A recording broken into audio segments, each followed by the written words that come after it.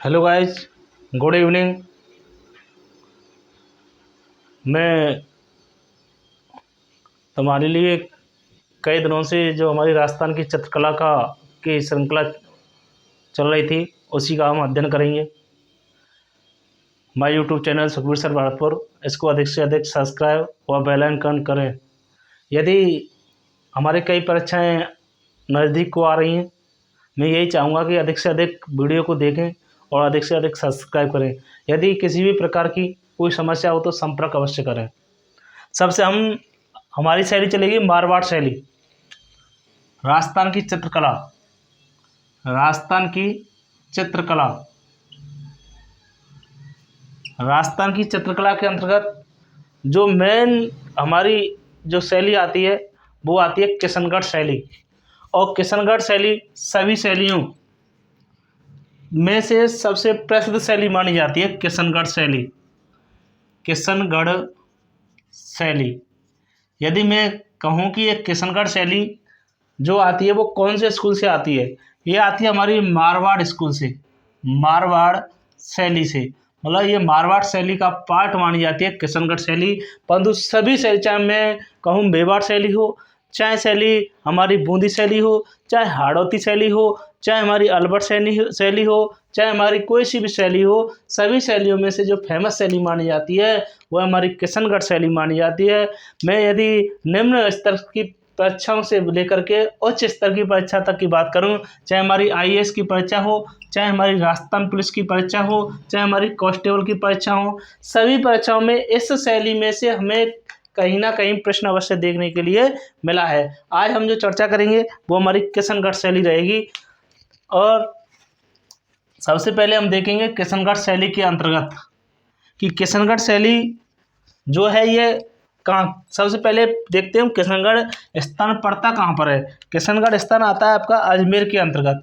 तो ये अजमेर की है, कहाँ की है, अजमेर। इसको हम अजमेर शैली भी कहते हैं, किशनगढ़ शैली को हम अजमेर शैली भी कह सकते हैं। इसी शैली को हम कहते हैं बनी ठनी शैली, बनी ठनी शैली।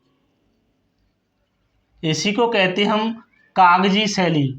कौन शैली, कागजी शैली। ये हमारी जो किशनगढ़ शैली है, इसी किशनगढ़ शैली को हम बनी ठनी शैली भी कहेंगे, कागजी शैली भी कहेंगे। यदि हम इसमें देखें किशनगढ़ शैली के अंतर्गत कि इसका जो स्वर्ण काल है, मैंने बताया था कि हमें 4-5 चीज़ें याद रखनी पड़ती हैं कि कौन से काल में कौन से चित्रकार, कौन से चित्र, कौन से रंग की प्रधानता इसके अंतर्गत रही थी, और उस शैली के जो प्रमुख आते हैं कि चित्रकार है, कौन कौन से चित्रकार रहे, इसके अंदर कौन से रंग की प्रधानता रही, इन चीज़ों के बारे में हम देखते हैं।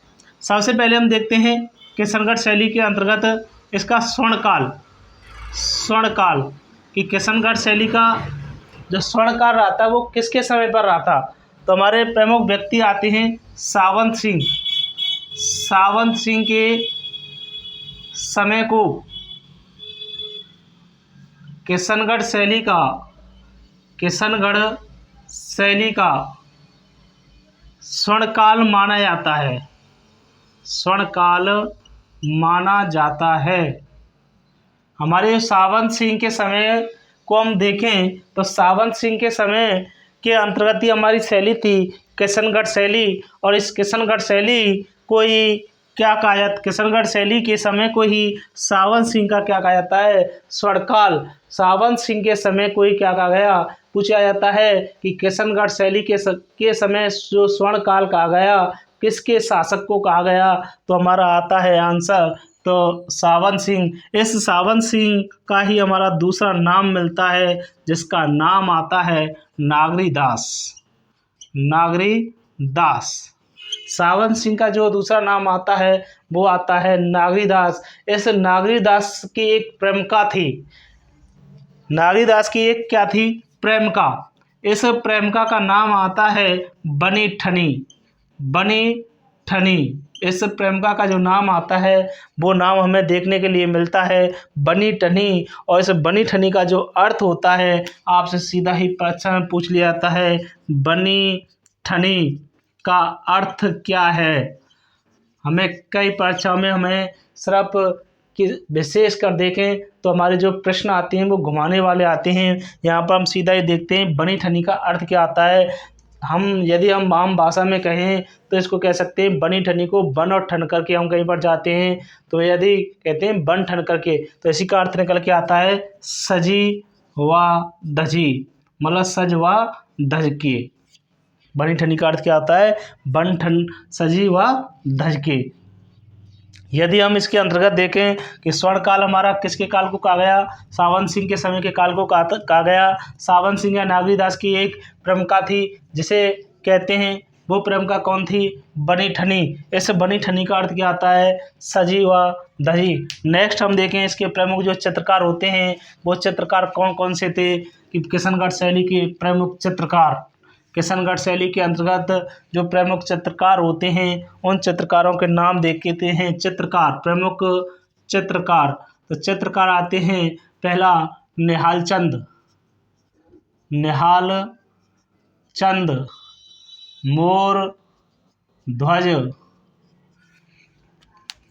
सूरध्वज, सूरध्वज, लाडली, लाडली दास, अमर चंद। नेक्स्ट हमें देखें तुलसी दास। ये हमारे प्रमुख बनी ठनी के क्या माने जाते हैं, चित्रकार माने जाते हैं। आपसे सीधा ही पूछा जाता है कि निहाल चंद व मोरचंद का संबंध किस शैली से माना जाता है, तो निहाल चंद व मोरचंद का जो संबंध है वो हमारी किशनगढ़ शैली से माना जाता है। हमारे एग्जामों में कई बार निहालचंद और मोरचंद के कई तरह से प्रश्नों को पुटअप किया गया है।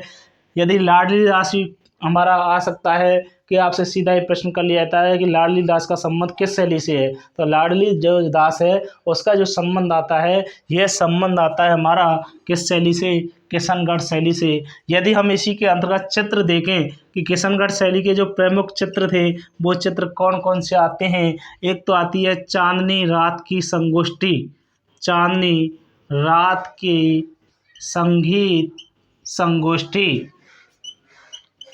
बहुत गजब का क्वेश्चन है कि चांदनी रात की संगोष्ठी नामक जो चित्र है ये किसके द्वारा चित्रित किया गया था, ये किया गया था अमरचंद के द्वारा। किसके द्वारा, अमरचंद के द्वारा इसको क्या किया गया था, चित्रित किया गया था। इसके अंतर्गत और चित्र देखते हैं हम, नाव के चित्र, झील के चित्र, कमल में, सरोवर में खिले कमल, सरोवर में खिले कमल के चित्र। यदि इसकी मैं प्रमुख विशेषताओं की बात करूं किशनगढ़ शैली की, तो किशनगढ़ शैली की प्रमुख विशेषताओं की बात करूं, किशनगढ़ शैली यदि मैं कहूं कि बनी ठनी शैली की प्रमुख विशेषताएं, बनी ठनी शैली की विशेषताएं, बनी ठनी शैली की जो विशेषताएं आती हैं वो विशेषताएं आती हैं पतली कमर, लंबे बाल, लंबी नाक, सुराहीदार गर्दन, सुराहीदार गर्दन, काजल युक्त नयन। इस बनी ठनी शैली की जो विशेषता देखिए, पतली कमर, लंबे बाल, लंबी नाक, सुराहीदार गर्दन, काजल युक्त नयन। यदि सिर पर मलमल ओढ़नी डाले हुए खड़ी हुई प्रतीत दिखाई देती है, इस शैली की ये प्रमुख विशेषता मानी गई हैं। इसके हमने चित्रकार पढ़े, निहालचंद, मोरध्वज, सूरध्वज, लाडली दास, अमरचंद, तुलसीदास। चित्रों के अंतर्गत देखें, चांदनी रात की संगोष्ठी, नाव, झील, सरोवर में खिले कमल। और यदि देखें और चित्र देखें, हाथ में लिए हुए आधे कमल का भी चित्र इसमें चित्रित किया गया है। यदि मैं इस शैली की विशेषता की बात और विशेषताओं की बात करूं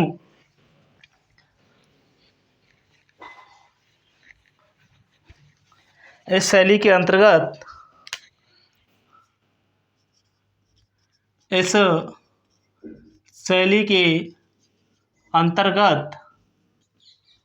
हाथ में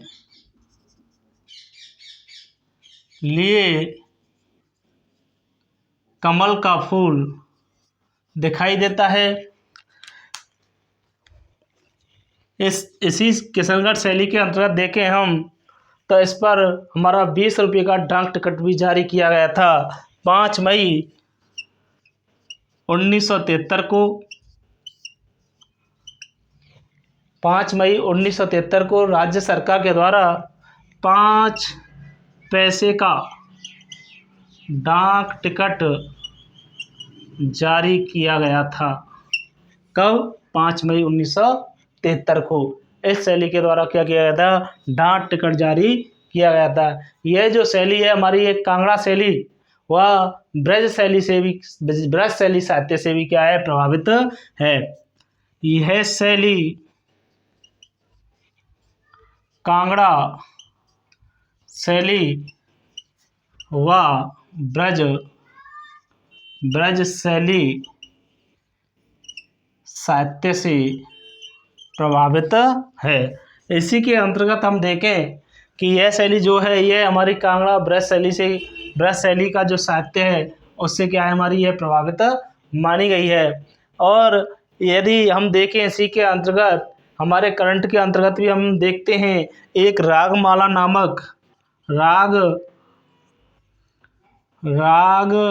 नामक चित्र किया गया था किशनगढ़ शैली के अंतर्गत, और वो किया गया था तिलक गीताई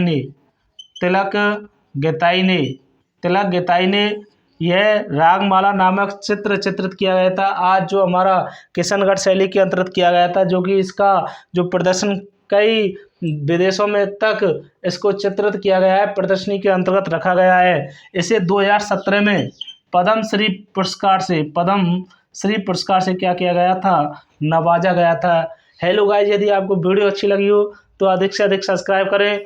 हम आपको किसी प्रकार की समस्या से अधिक क्या करेंगे, किसी प्रकार की कोई समस्या आती है तो उसका समाधान आपके लिए तुरंत मिलेगा।